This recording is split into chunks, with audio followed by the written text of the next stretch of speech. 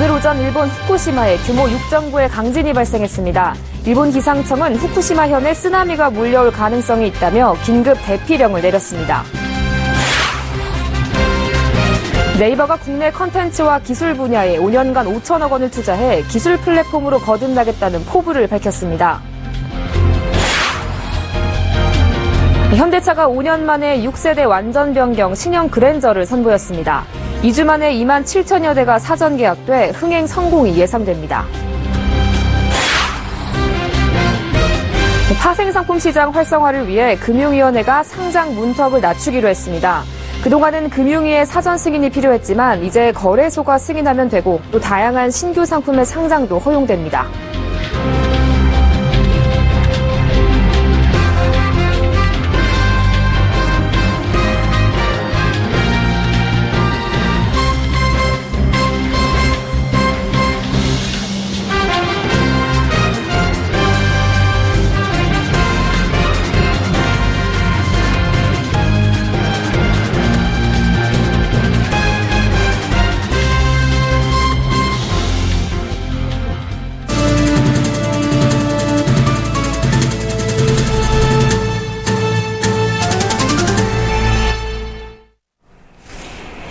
여러분 안녕하십니까. 22일 화요일 생경제현장 오늘의 주요 뉴스입니다.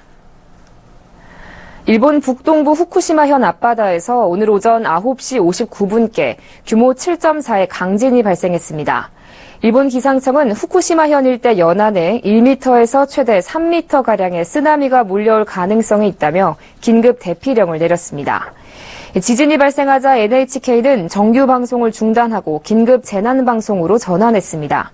현재까지 인명피해는 없는 것으로 알려진 가운데 오전 7시 6분 후쿠시마현 소마시 해안에서는 높이 90cm의 쓰나미가 관측됐습니다. 일본 기상청은 지진 규모를 당초 7.3에서 7.4로 상향했으나 미국 지질조사국은 지진 규모를 초기 7.3에서 6.9로 하향 조정했습니다. 미국 지질조사국은 진앙지가 이와키시 북동쪽 67km로 진원의 깊이는 비교적 얕은 10km라고 발표했습니다. 이번 지진으로 도호쿠 신칸센 등 철도 운항이 일부 중단됐고 원전도 가동을 중단한 채 이상 여부를 확인하고 있습니다. 네이버가 오늘 내년도 사업 전략을 발표했습니다. 기술을 활용하지 않고는 미래 산업에서 경쟁할 수 없다며 향후 기술 플랫폼으로 거듭나겠다는 포부를 밝혔는데요. 한성숙 신임 CEO는 이 자리에서 국내 컨텐츠와 기술 분야에 5년간 5천억 원을 투자하겠다고 말했습니다. 오늘 열린 네이버 컨퍼런스 현장에 박미라 기자가 다녀왔습니다. 네이버가 내년 사업의 목표로 기술 글로벌 소상공인을 제시했습니다. 네이버는 오늘 서울 강남구 그랜드 인터컨티넨탈 호텔 그랜드 볼룸에서 광고주와 소상공인을 대상으로 한 내년 사업계획 설명회인 네이버 커넥트 2017을 열었습니다. 이 자리에서 내년 3월 신임 CEO로 취임하는 한성숙 부사장은 기술의 일상화, 대중화를 강조했습니다. 네이버는 더욱더 빠르게 중소 사업자와 창작자를 위한 기술 플랫폼으로 발전해 가고자 합니다. 한 부사장은 올해 4월 출범한 소상공인 창작자 육성 사업인 프로젝트 꽃이 신규 창업자 10,000명을 넘기는 등 구체적 성과를 내고 있다고 설명했습니다. 네이버는 쇼핑, 먹거리 배송, 디자인 용품 거래, 음원, 웹툰, 동영상, 지도 등 서비스를 더 성장시키려면 양질의 소상공인 창작자 생태계가 꼭 필요할 것으로 보고 생태계 조성에 주력한다는 방침입니다. 이를 위해 내년부터 5년 동안 국내 콘텐츠 기술 분야에 5천억 원을 투자할 방침입니다. 특히 소상공인 창업 성장 부문과 창작자 양성, 국외 진출 지원에 각각 500억 원을 투자하기로 했습니다. 네이버는 또 인공지능과 자율주행차 등 첨단 기술을 일반 대중이 편하게 사용하는 길을 열고 일본 동남아시아에서 대세가 된 메신저 라인 등을 앞세워 해외 영토 확장에 더 열중할 방침입니다. 네이버는 또 한 번 도약하기 위해 기술과 글로벌이라는 두 가지 키워드를 중심으로 대한민국을 대표하는 인터넷 서비스 기업으로 성장하겠다는 계획입니다. 서울경제TV 박미라입니다. 현대차가 오늘 간판급 중대형 모델인 그랜저 신차를 공개하고 본격 판매에 들어갔습니다. 신형 그랜저는 2주 만에 2만 7천여 대가 사전 계약되는 등 흥행 돌풍이 예상되는 분위기입니다. 김혜영 기자입니다.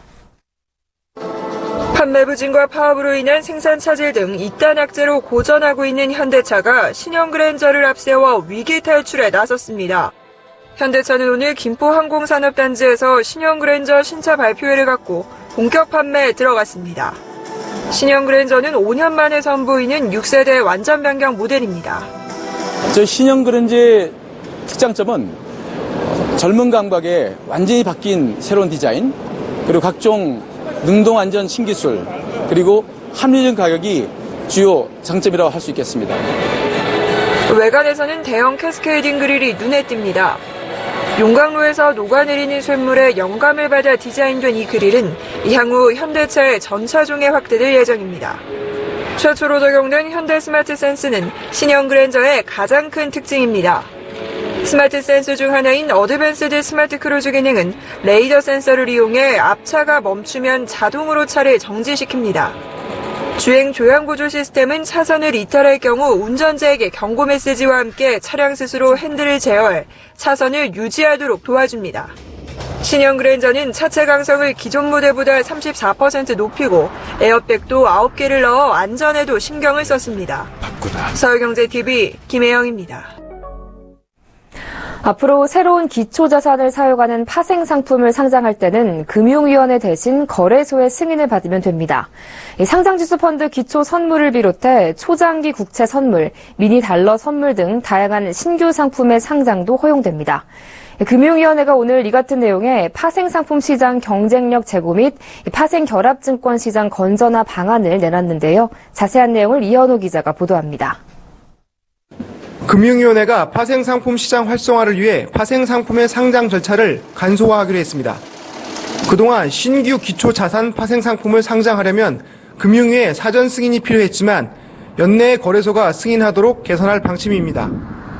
상품의 다양화를 위해선 투자 수요 등을 고려해 ETF 기초 파생상품과 초창기 국채 선물, 미니 달러 선물 등의 신규 상품 상장을 허용하기로 했습니다. 국내 투자 수요가 높은 인도, 홍콩 주가지수나 원유 등을 기초로 한 해외 주요 파생 상품의 상장도 추진됩니다. 코스피 200 선물 옵션의 거래 단위인 50만 원에서 25만 원으로 낮추기로 했습니다. 거래 승수를 절반으로 낮추면 선물 옵션 1계약에 들어가는 돈이 절반으로 줄어 소액 투자자인 개인들에게 유리할 것으로 전망됩니다. 투자자의 진입 규제는 낮춥니다. 내년 2분기 중 투자자가 해지를 목적으로 하는 파생 거래에 한해서는 해지 전용 계좌를 새로 도입하고 기본 예탁금 제한을 없애기로 했습니다. 또 외국인 통합 계좌도 도입됩니다. 그동안 해외 투자자가 국내의 장내 파생 시장에 참여하려면 국내 증권사를 통해 파생 상품 계좌를 개설해야 했지만 외국인 통합 계좌를 도입하면 해외 증권사 계좌를 통해 즉시 거래가 가능해집니다. 투자자 보호를 위한 조치도 강화됩니다. 자신의 투자 성향보다 더 위험한 상품을 투자할 경우 징수하는 부적합 확인서 제출 대상자와 70세 이상 고령자에 대해서는 판매 과정의 녹취를 의무화하고 청약 후 이틀 내에 철회할 수 있는 숙려 기간을 반려하기로 했습니다. 서울경제TV 이현호입니다. 수협중앙회 사업부로 운영되던 SH수협은행이 다음 달 1일 수협중앙회에서 독립된 자회사로 새롭게 출범합니다.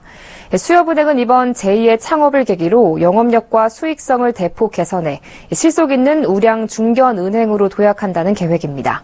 보도에 정은규 기자입니다. 다음 달 독립 출범을 앞둔 수협은행은 오늘 오전 서울 명동 은행회관에서 기자회견을 열고 새로운 출발을 알렸습니다. 수협은행이 수협중앙회, 회원조합, 임직원 등 외부로부터 보통주 자본 조달이 가능하도록 수협법상 중앙회의 자회사로 분리됩니다. 이번 독립 출범은 은행의 자본 건전성을 지키려는 조치입니다. 수협은행은 외환위기 때 정부로부터 공적자금 약 1조 1천억 원가량을 빌린 바 있습니다. 다음 달부터 적용되는 은행 자본규제 바젤3는 상환 의무가 있는 금액을 모두 부채로 분류하기 때문에 1조 원 넘는 공적자금이 모두 부채가 될 위기에 처해 있었습니다. 하지만 이번 독립 출범으로 공적자금의 상환 의무는 수협중앙회에 남기고 수협은행은 공적자금 1조 1천억 원에 정부 지원과 조합 출자를 통한 9천억 원을 합해 총 2조 원대 자본을 확충했습니다. 상환 의무를 진 수협중앙회는 수협은행으로부터 명칭 사용료와 배당금을 받아 2028년까지 매년 700억 원씩 갚을 계획입니다. 새로운 수협은행은 원활한 공적자금 상환과 본연의 임무인 해양수산업 지원을 위해 수익성 강화에 방점을 뒀습니다. 현재 800억 원 수준인 연간 순이익은 5년 뒤인 2021년 1,700억 원을 목표로 잡았습니다. 이를 위해 특수은행 이미지에서 벗어나 가계와 소매 여신 확대에도 적극 나설 계획입니다. 스마트폰 뱅킹 등 비대면 채널에 대한 투자 비중을 늘리고 오프라인에는 미니 점포를 신설할 예정입니다. 또한 독립출범 과정에서 신설된 미래창조실은 앞으로 해양수산 전문은행으로서 수산 신사업 발굴과 자금 지원 등의 역할을 맡을 예정입니다. 서울경제TV 정은규입니다. 중국에서 불어온 한한령, 즉 한류 금지령 소식에 국내 엔터주가 직격탄을 맞았습니다. 지난달 중국의 요우커 규제 소식에 화장품주와 여행주가 급락한 데 이어 이번에는 한류 방송을 제한한다는 중국 언론 보도로 국내 대표 엔터주들의 주가가 휘청인 건데요. 이 한한령이 현실화될 경우 엔터주의 타격은 불가피할 전망입니다. 앵커 리포트입니다. 최근 중국 언론을 통해 한국의 드라마 예능 프로그램의 방영과 한국 연예인의 중국 광고 출연을 금지하라는 구두 지침이 각 방송국 책임자들에게 전달됐다는 소식이 전해졌습니다.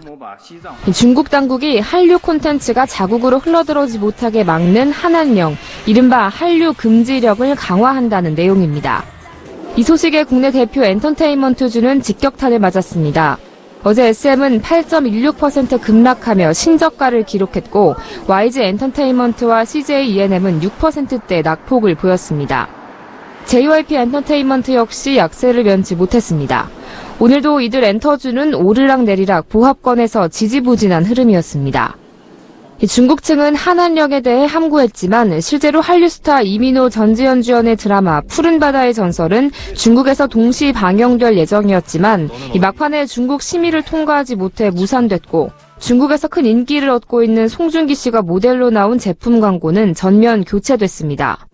전문가들은 이번 한한령에 대해 아직 사실관계가 정확히 드러나지 않은 만큼 단정 짓긴 어렵지만 실제 한한령이 현실화될 경우 엔터테인먼트 주가는 부정적인 영향을 받을 수밖에 없다고 진단했습니다.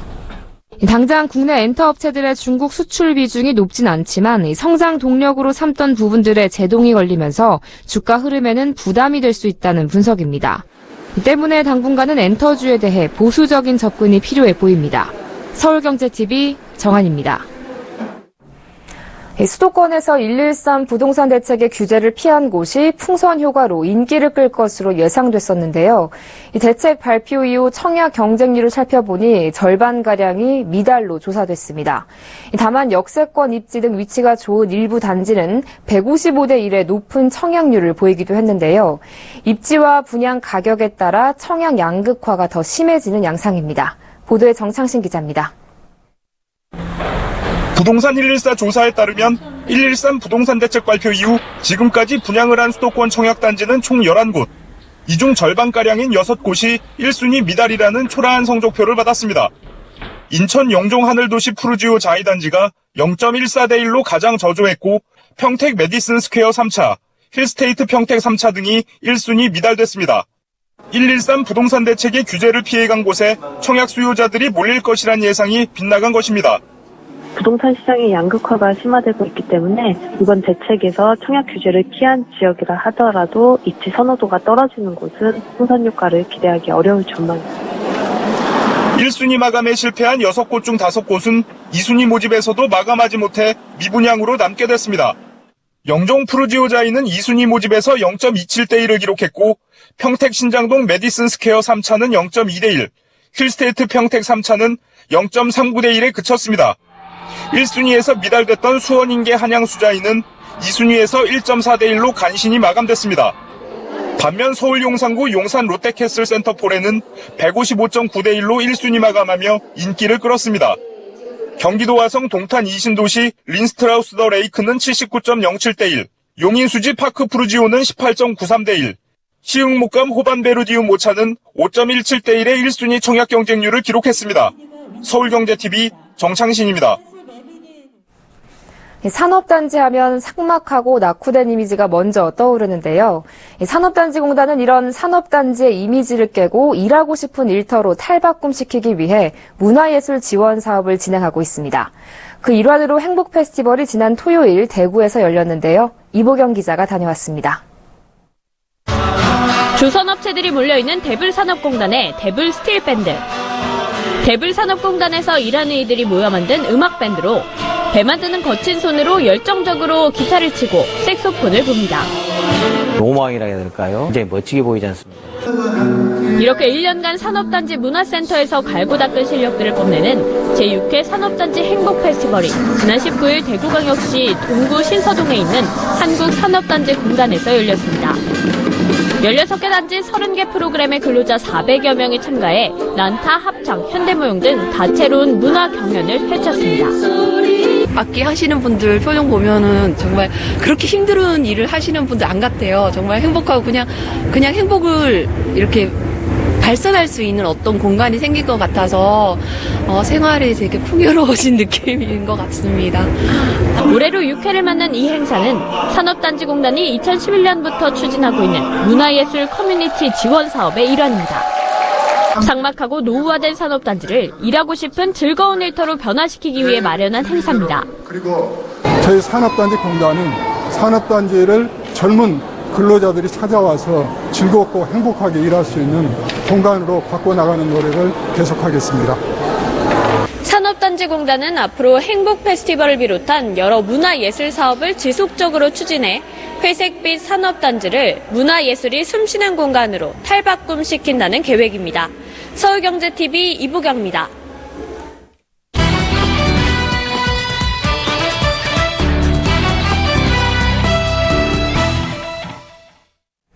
네, 트럼프가 미국 대통령에 당선된 지 2주가 흘러가고 있는데요. 그동안 선진국 증시는 강세를, 신흥국 증시는 약세를 보이는 차별화 현상이 나타나고 있습니다. 왜 그런지 또 앞으로의 전망은 어떨지 알아보겠습니다. 금융증권부 양한나 기자 나와 있습니다. 안녕하십니까? 네, 안녕하세요.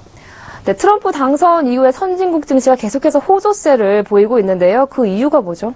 네, 미국과 일본 등 선진국 증시가 호조세를 이어가고 있는데요. 미국 뉴욕 증시에서 다우지수는 지난주 트럼프 당선 이후 경기 부양에 대한 기대감에 사상 최고치를 기록했습니다. 트럼프의 인프라 투자로 경제가 성장하면 기업의 이익이 늘어날 것이라고 투자자들이 판단을 한 겁니다. 이 세계 경기가 회복될 것이라는 기대감과 달러 강세 덕분에 특히 일본 증시의 강세가 눈에 띄었는데요. 일본 니케이 지수는 미국 대선 이후 5.4%나 오르며 18,100선을 넘어섰습니다. 일본은행의 국채 매입과 아베 총리와 트럼프 당선인과의 회담 이후 엔화 약세가 가파르게 진행됐고요. 엔달러 환율은 이 기간 104엔에서 111엔까지 올랐습니다. 또 삼성증권에 따르면 지난주 모건 스탠리 캐피털 인터내셔널 지수 기준으로 일본 증시는 3.6% 상승했고요. 미국이 0.9%, 영국 0.7%, 프랑스 0.5% 등의 증시가 강세를 보이면서 선진국 증시는 1.0% 올랐습니다. 네, 그렇다면 이 선진국 증시 중에서도요, 어느 국가의 주식이 특히 유망할까요? 네, 앞서 말씀드렸듯이 특히 눈에 띄는 건 일본 증시입니다. 올해 기준으로 저점 대비 20% 상승률을 기록하기도 했는데요. 시티그룹 등 글로벌 금융사들은 일본 증시의 추가 상승 기대감을 접지 않고 있습니다. 최근 달러 강세에 따른 일본 수출주의 반사 이익과 일본 중앙은행의 적극적인 부양 의지 등을 감안하면 일본 주식의 밸류에이션 매력은 여전히 높다라는 분석인데요. 하지만 일부 전문가들은 지금의 일본 증시 랠리가 일본 자체보다는 세계 경제 낙관론에 기인한 것이라며 경계의 목소리도 내놓고 있습니다. 네, 그럼 이 선진국 증시가 언제까지 좋을지 또 투자 전략은 어떻게 세워야 할지도 알려주시죠. 네, 무엇보다 미국 주식시장이 어떻게 되느냐가 나머지 선진국 증시에도 영향을 미칠 텐데요. 경기를 부양시키겠다는 트럼프노믹스가 앞으로 잘 작동하기만 한다면 미국 경제 성장이 빨라질 수도 있겠지만 경계의 목소리들이 적지 않습니다. 이 신용평가사 무디스는 트럼프 공약이 전부 실행될 경우 미국 경제 성장률이 올해 1.8%에서 내년 3.7%로 뛰겠지만 그 이후에는 오히려 경기 과열로 인한 제로 성장이나 마이너스 성장이 될 수 있다고 전망했고요.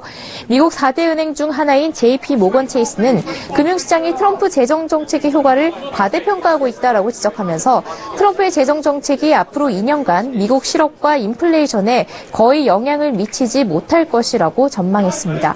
미국 증시 역시 고점까지는 갔지만 그 위로는 더 이상 시원하게 뚫고 올라가지 못하는 모습을 보이고 있는데요. 이렇게 전반적으로 거꾸로 따져보면 선진국 증시의 호조세는 단기간 수급적인 형태에 그칠 것이다라는 분석이 나옵니다. 트럼프 정책이 본격화되기 전까지 그에 대한 기대감이 시장에 지금 반영이 되고 있다는 거죠. 만약 선진국 투자에 관심이 있는 투자자분들이라면 수익률이 떨어지고 있는 채권 투자 비중은 줄이는 게 좋겠고요. 주식 경우에는 트럼프가 구체적인 정책을 내놓을 때까지 기다려보는 게 바람직해 보입니다. 네, 트럼프 효과로 선진국 증시는 탄력을 받고 있는 반면 신흥국의 증시는 약세를 보이고 있는데요. 그 원인과 앞으로 글로벌 증시 전망까지 짚어봤습니다. 지금까지 금융증권부 양한나 기자와 함께했습니다. 오늘 말씀 잘 들었습니다. 고맙습니다. 맞습니다.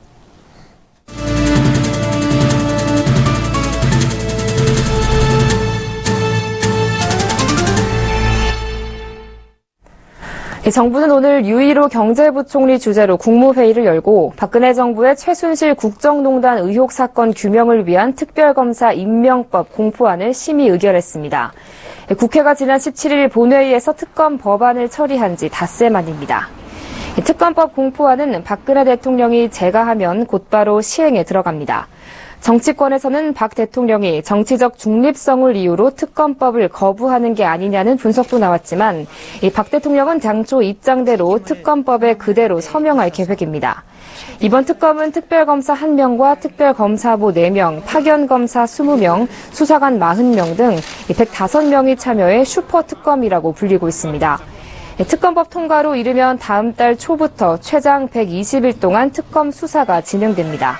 특검은 임명된 날부터 20일 동안 직무 수행에 필요한 준비를 할 수 있으며 준비기간이 만료된 다음 날부터 70일 이내에 수사를 완료하고 공소제기 여부를 결정해야 합니다.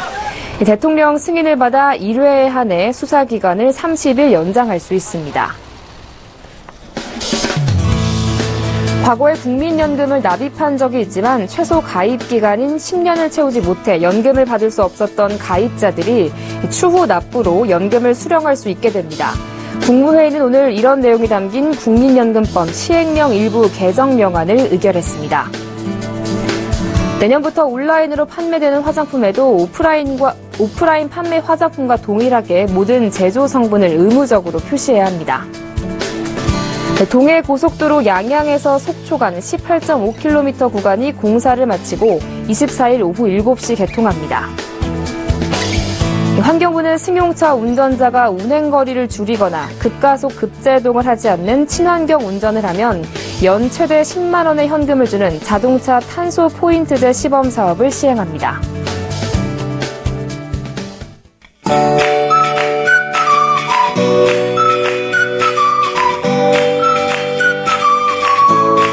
안녕하세요. K웨더 라이프스타일 예보 허수진입니다. 겨울의 두 번째 절기 소설인 오늘 때맞춰 겨울 추위가 찾아왔습니다.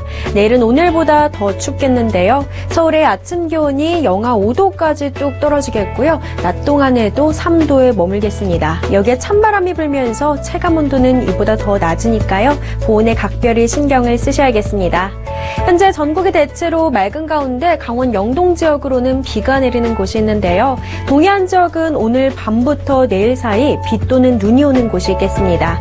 비의 양은 5에서 20mm로 예상되고요. 산간 지역으로는 최고 5cm의 눈이 쌓일 것으로 보입니다. 내일은 중국 북부지방에서 남하하는 고기압의 영향을 받겠습니다. 자세한 지역별 날씨는 나절 예보로 알아보겠습니다.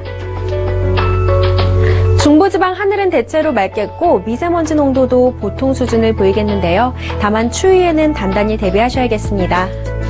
동해안 지방은 오전까지 비 또는 눈이 오는 곳이 있겠고요. 울릉도는 비나 눈이 종일 이어지겠습니다. 남부지방 하늘 대체로 맑겠지만 부산은 아침 한때 비가 내리겠고요. 제주도와 호남 서해안은 밤부터 하늘이 점차 흐려지겠습니다. 모든 해상으로 풍랑주의보가 내려진 가운데 물결도 매우 높게 일겠습니다. 또 동해상으로는 비나 눈이 내릴 가능성도 있습니다. 목요일에는 제주도와 전남 서해안으로 비나 눈이 오겠습니다. 전국적으로 주말에는 비가 오겠는데요. 중부 산간으로는 눈이 내리는 곳도 있겠습니다. 날씨였습니다.